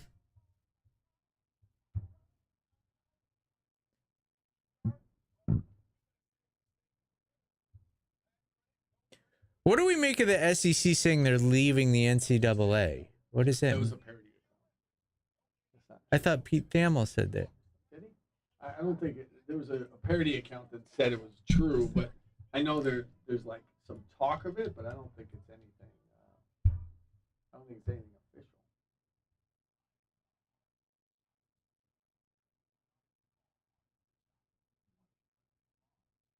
official. The SEC's trying to dictate what the college football format looks like. They're trying to get 4 automatic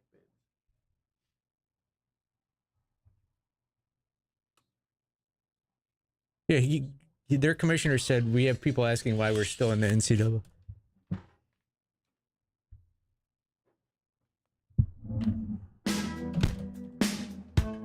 World Where You Live. Artist of the Day, Crowded House. Let's do a quick hit on this college football playoff changes that the SEC wants. What do you think of them, Steve? Maybe you do a little breakdown for us.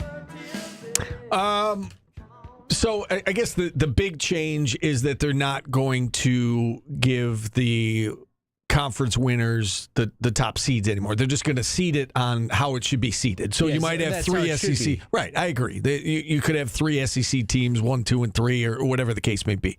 Instead of last year, the way they did it, they gave the conference champs the top seeds, and there was a trickle down effect from there. So I think that's number one. That's the biggest change, and I'm all for that.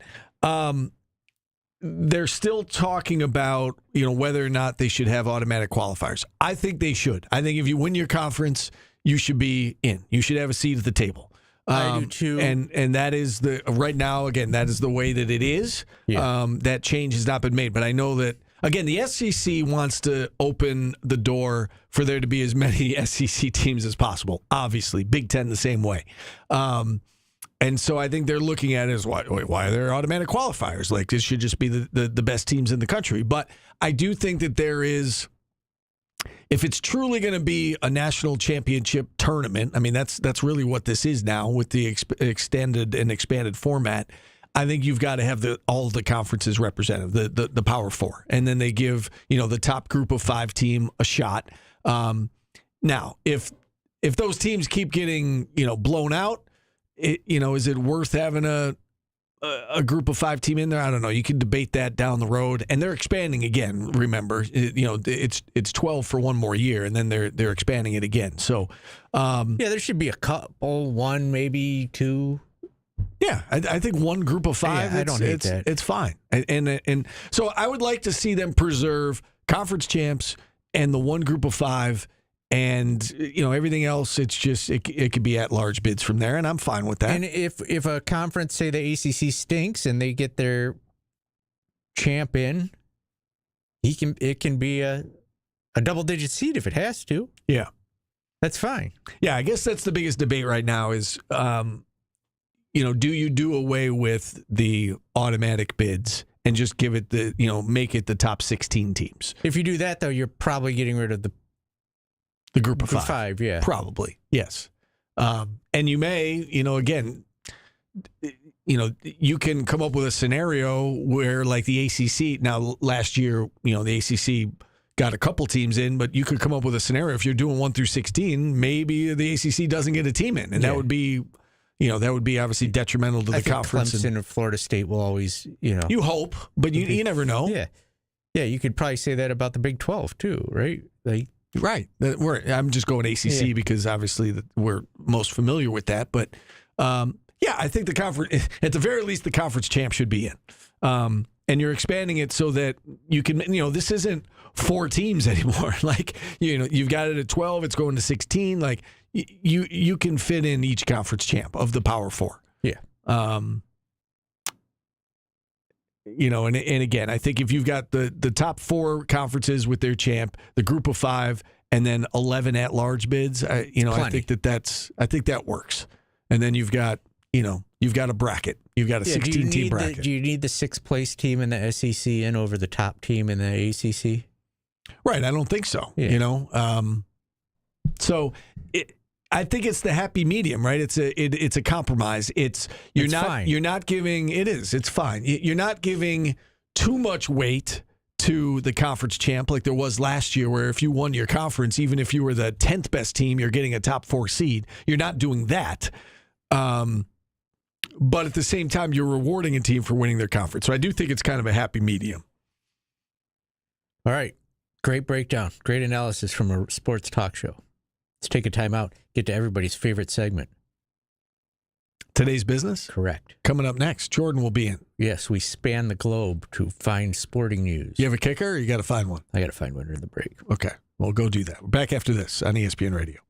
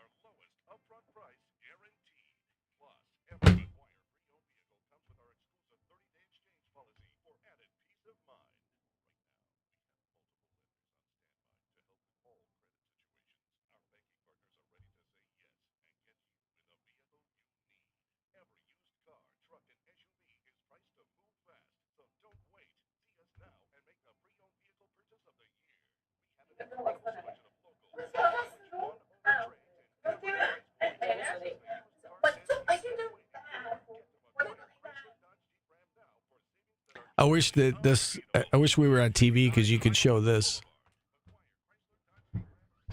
An emotional support kangaroo being rejected entry onto a plane. I am looking at a story of a woman who hit a kid on a plane because he kept calling her fat Miss Piggy. But I'll skip that one. Said she wouldn't fit in the seat. That's not nice.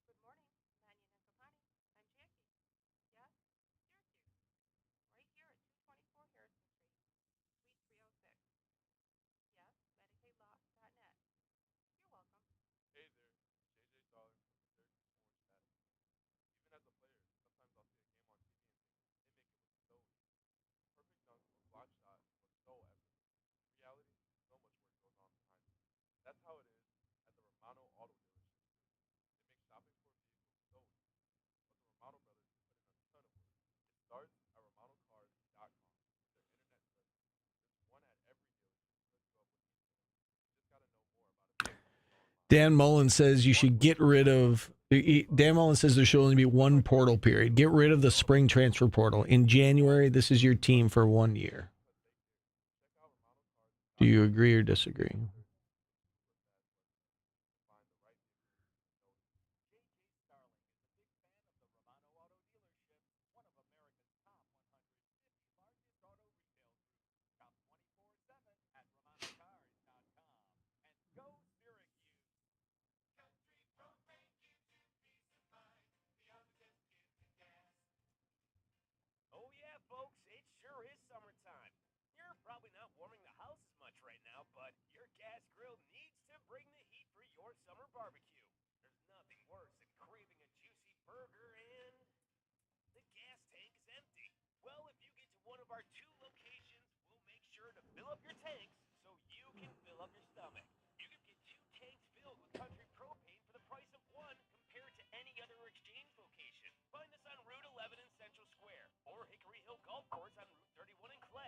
$9.99 for grill tank refills. Don't embarrass yourself next time you're the one with the tongs. Claim that grill master status again with Country Propane. Country Propane sells for less.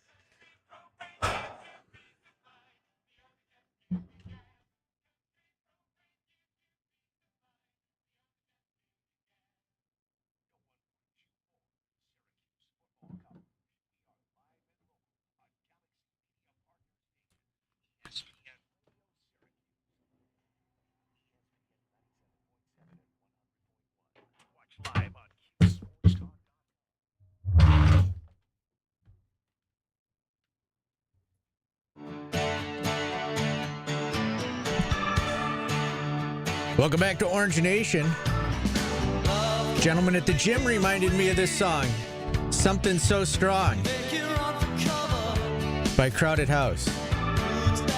He also said he had never seen something so strong as me when I was throwing steel He at did not Planet say Fitness. that. He Yes, did he not did. say that. Yep. He said, I've never seen something so strong as your tiny little body lifting weights.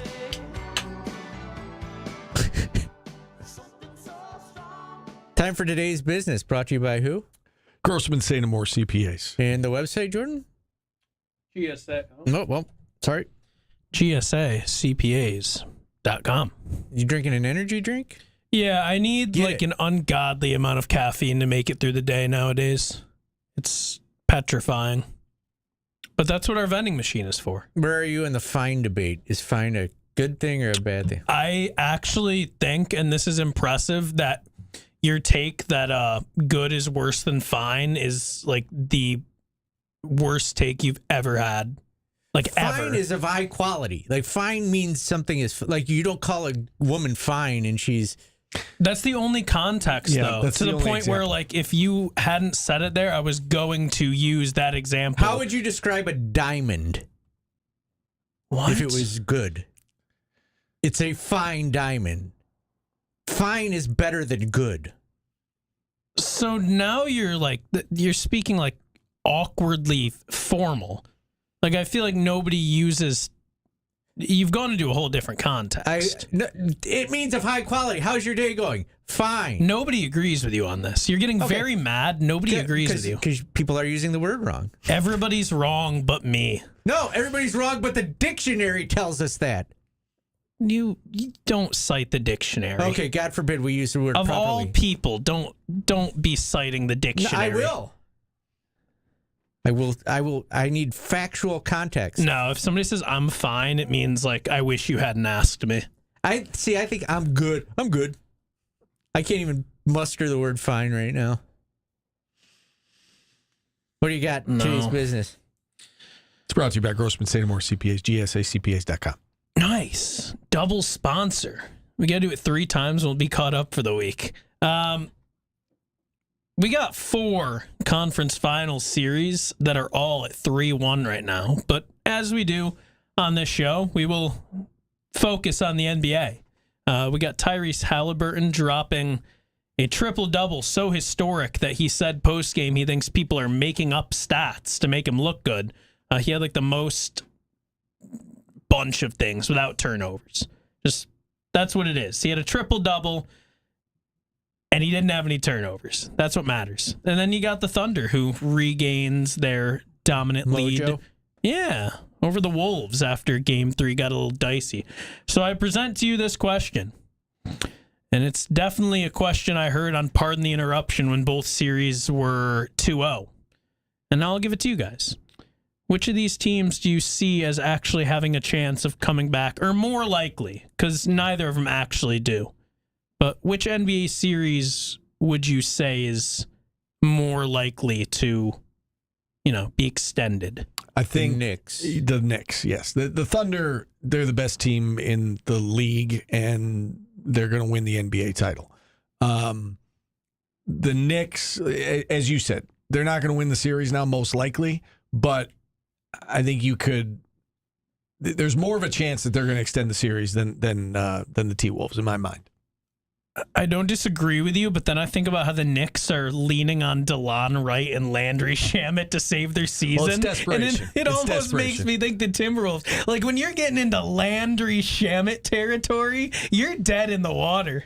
Let's be real here. Part of the problem, I think, with this Knicks team right now is kind of what we saw with Syracuse this year, in that their best offensive players are problems on defense. Like, the Pacers are very much targeting Karl Anthony Towns and Jalen Brunson, and there's not much the Knicks can do about it because they are their best players on offense, and they need them on the court.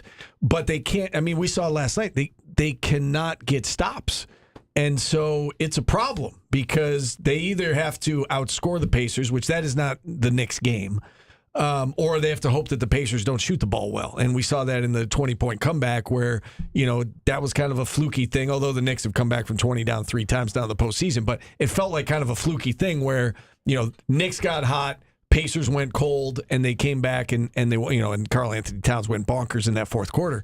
But it's a problem when your best offensive players are not very good on defense. And I think we're seeing that. I also just think, it's been talked about, but I don't think it's been talked about enough. Remember Bubble Jimmy Butler, and everybody was like, this is the most incredible thing I've ever seen. That is what Tyrese Halliburton is doing. At the beginning of the season, a guy who was like a walking double-double last year, he wasn't really doing his thing. And now we're seeing the guy who is borderline superstar. I don't think you can talk enough about just how good he's been. It's unreasonable. Has he been the best player in these playoffs, Halliburton? Look, Shea's been great. Well, don't get me wrong. Jokic is great, but Halliburton is doing it all for a winning team. Yeah, Siakam was the star. I feel like SGA doesn't get his due respect because of the fact that he goes to the free throw and so much people are upset about that. You look at what SGA did in the last game: 40 points, 10 assists, 9 rebounds. He's had a hell of a postseason run as well. So I don't know. I think that it's one of those two guys. Yeah. I'm on team SGA now because you just used the double hockey stick. I was full Hallie, but that conviction seals the deal. Let's see what he's at. So it doesn't have averages for the postseason. It just has what he did in each conference or each round. So in this round against the Timberwolves, SGA's 31 points, more than 8 assists, 5 rebounds a game. The round before, he was just shy of 30 points, 6.5 rebounds, 6.5 assists. He's having a phenomenal run here, and it's about more than just free throws with him. So, how much does the clutch factor weigh in? Is I think where I'm getting swayed by Halliburton. The moments, although if you don't need to be clutch, I guess that's better than needing to. Yeah, that's fair. He's obviously hit some big shots. In that big shot in Game 1, obviously that sent the game into overtime. But I don't know. I'm going to go with the best player on the best team at the moment. But Halliburton's been great. All right, I'm either going to slide in with something I know you guys talked about that was planned or something unplanned that I'm not sure if you addressed. I'm going to go with the latter. Okay. Syracuse and Georgetown. They're not playing this upcoming season. Yes. Georgetown's going to do a home and home with North Carolina now. John Rothstein. Ed Cooley said last season he wanted this game to keep going, and now it's not. Oh, well. Yeah, it's pretty much, Syracuse would probably play St. John's this year, though, because they're in that tournament, the NIL tournament with them. Yeah, I think, we've discussed this, and we've kind of, debated about whether or not it's important. I don't think it's not a huge deal that it's not going to be on the schedule. I think there are a lot of fans that like it on the schedule. I am going to say this, and I could be completely wrong, but I think Syracuse will play UConn this year. UConn's playing BC in an exhibition. What makes you say that? You just a hunch? Yeah. Wildhack said in one of our football pregames that he wants to do a doubleheader, men's, women's. He did say that. I'm not sure this is the year for that. I don't know about it. It probably won't be in Syracuse either. I don't know about about at the it. Garden. I would. This is not an exaggeration. If you gave me a collective spread on that, I would probably go UConn minus 99.5 and take UConn. How do you know? What do you mean? How do I know? How do you know how good Syracuse is going to be, or how good you don't know? Well, how do you know they're going to play each other? I led with that. I don't know. UConn's women's. Oh, you're talking women's basketball? That's what a collective's. Double header. If we're combining women's and also UConn's going to be. If UConn and Syracuse played next year, you're putting that spread at, high double digits for sure. There's no could Syracuse win? Yeah, if you're getting a Vegas spread, I don't know, 12.5 absolute closest. Back me up here, Steve. Like, what are you putting the spread at? Are you talking about the men's game or the women's game? No, I'm talking about the men's. Oh, the men's game. Yeah, yes. I mean, UConn But that's absolute lowest. Like, they could both be UConn's bad. going to be favored by double digits, you would figure. I don't know. I mean, I think with the Georgetown series, again, I think there are a certain, there's a certain part of the fan base that likes it, and then a certain part of the fan base that doesn't care about it. It's not going to be there. I don't think anybody's really going to miss it. If they bring it back down the road, great, fine. But I think, going into next year, this does open up. It gives them some more flexibility, right? They've got the different conference schedule now where you're not playing 20 games, you're playing 18, and now you don't have to play Georgetown. So it gives you some added flexibility in terms of what you can do. So let's see how they piece this schedule together. But, yeah, is anybody going to miss Syracuse-Georgetown next year? No. I think we already miss the rivalry. It's not the same as it used to be. And, it doesn't mean that they'll never play again. They're just not going to play this year. Yeah, and it'll probably be 2 years, I would say. Well, right. This Carolina series is right. Syracuse potentially could play St. John's. It'll probably be top 5. And then you play UConn. I think there's some people that think St. John's going to be the best team in the country. Yeah. And then UConn is probably top 5. And, that's, that could happen. Duke's going to be a top 10 team.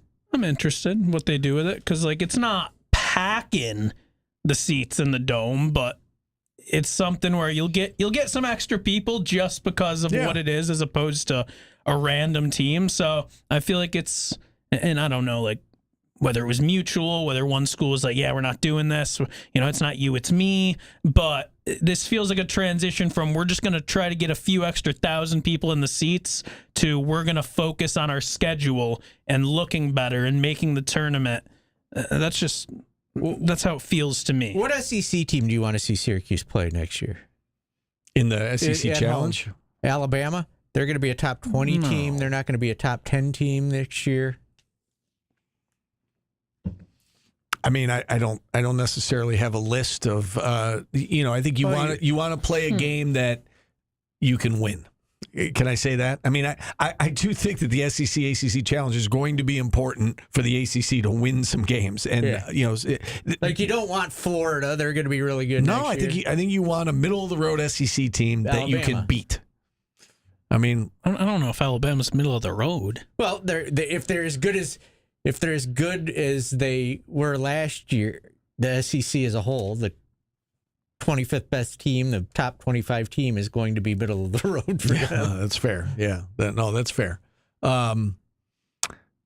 You figure Arkansas is going to be good with Coach Cal there, and Kentucky's going to be good, and Florida's going to be good, and so yeah. I mean, I think if you can get a middle of the road SEC team, a game that you can win, Texas is probably going to be top 25. You want them again? Vandy was much improved. I know that's not like a sexy matchup, but they were much improved. I want a top 25 team. I don't want. I think you want to win. Right? Texas was. I want both. Not phenomenal last year. Maybe I mean, they can easily get better, but I was gonna say Texas, but only because I want to see a bunch of cowboy hats in the dome and boots. I think you want a solid quad 2 win. In the dome. They need to go, this year's team's got to win against good teams. Right. I know, but a middle-of-the-road SEC team's probably going to be, again, given how many teams made the tournament last year, that's a tournament team that you're beating. So, yeah. I don't know. I don't think to answer your question, I don't want Paul, Florida. Right. You don't, in my opinion, you don't want one of the top 3 or 4 teams. You want a team that you can beat. And not that you can't beat those. You know what I mean. Give us another LSU. All right, I'd take that. Not actually LSU, but another team like that. Vanderbilt? Well, that's what I said. You want a team that's going to make the tournament that you can beat, and hopefully it helps your resume. All right, let's. We got to get to your Florida, kicker. Go for it. A pilot had to announce over the airwaves on a flight as it was leaving the gate that they had a wildlife situation on the plane, as 2 pigeons had gotten onto the plane. They removed one without realizing that the other was still on, and there's video of a pigeon flying around in the cabin. Really? while they were taxiing. So they had to realized go back to the gate before they took off. Yeah, okay, they had that's to go back to the gate. Well, what's it affect though? It's not gonna. Well, if it's like a 2-hour flight, once you take off, you've got a bird flying around for 2 hours. So I would think that'd be kind of fun. No. It says the guy who doesn't fly. Yeah, like it would distract me from the fact that I'm flying. Yeah, It'd no, be fine. I'd be fine with that. You would be like, this is a nightmare. I'm never doing this ever again. There's a bird swooping into my head. That the pilot said, we have a wildlife situation on the plane. And it was a pigeon, 2 of them. They caught one walking under the chairs. Interesting. You have no thoughts, Jordan? Not really. No.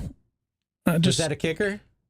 Yeah. Yes, it was a kicker. Stupid things going through my mind. First thing that went through my mind is if a bird is sitting inside a plane while it takes off, is the bird flying or not? What if the bird's flying while they're flying? Is it flying? Yes. Then the next thing that came to my mind is you could look at that plane and be like, it's a bird, it's a plane, and you're right. Like, that's all that's running through my mind right now. I have nothing to add. Thank you. I get it. That's my mind 24/7. All right. We'll hit our final timeout. We'll wrap things up next on ESPN Radio. I'm going to end that every time with, was that a kicker? You can.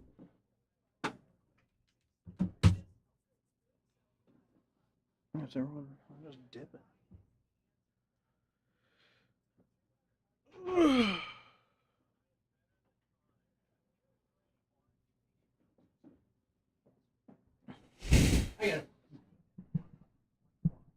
Well,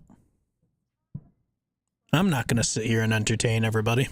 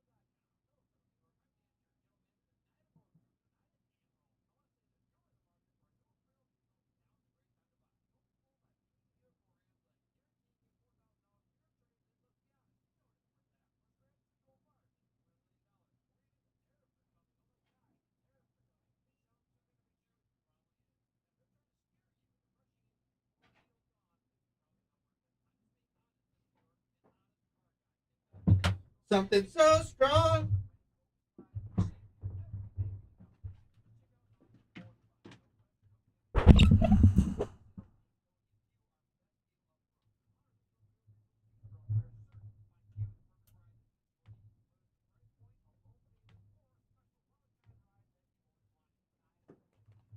Your huge giant wallets on the floor.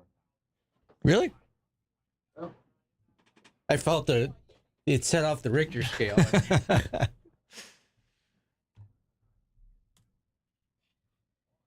Tim Backer, where are you, buddy? Wrong Tim. I just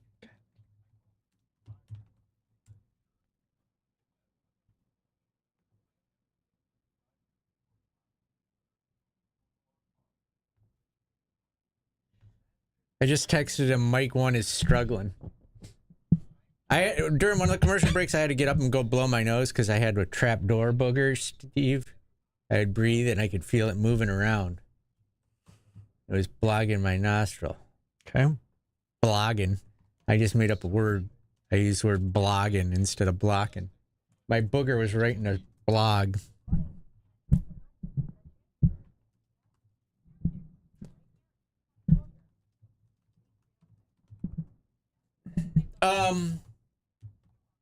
What was I going to say? I had a thought. I call it a trapdoor. Oh, Gaper Bazingoid. I use you as my my motivation at the gym now. I got to do one more for Gaper. So I look good. so that I could keep his. What? Do it for Gaper. That's my push.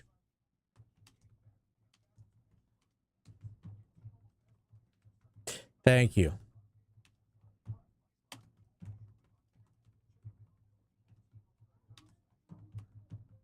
My mic sounds fine. My mic sounds nice.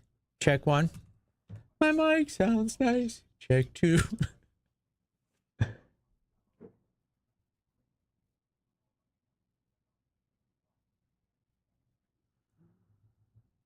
Yeah, my spotter's like, Gaper called you a puss.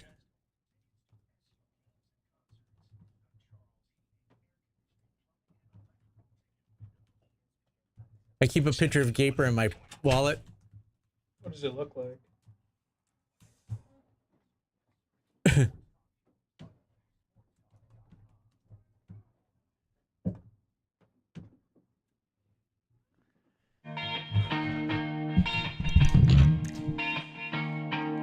Absolute banger. If I saw this band playing, I'd be like, yeah, it's rock. Would you? Yeah, that's rock. We're rocking right now.